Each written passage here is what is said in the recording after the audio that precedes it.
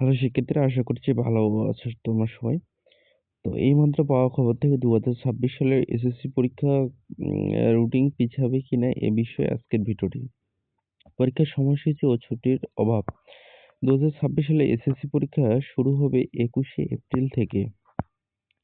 Routine অনুযায়ী বাংলা, ইংরেজি দ্বিতীয় পত্র, আইসিটি, বাংলাদেশ ও বিশ্ব পরিচয় এবং ধর্মের মতো বিষয়গুলো আগে মাত্র একদিন ছুটি রাখা হয়েছে।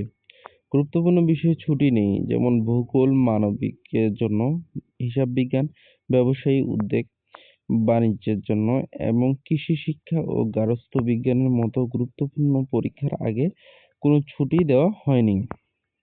গুরুত্বপূর্ণ বিষয়ে ছুটি নেই, এমনকি রসায়ন পরীক্ষার আগেও একমাত্র একদিন ছুটি রয়েছে, যা বিজ্ঞান বিভাগের শিক্ষার্থীদের জন্য বেশ কঠিন হবে।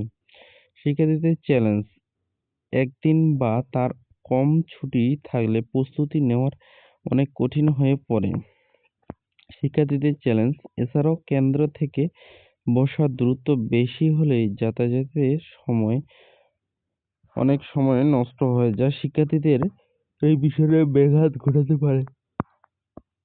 পরপর পরীক্ষার ক্লান্তি: কোনো বিরতি ছাড়া পরীক্ষা দিলে শিক্ষার্থীরা মানবিকভাবে ক্লান্ত হয়ে পড়তে পারে এবং অনেকে অসুস্থ হতে পারে।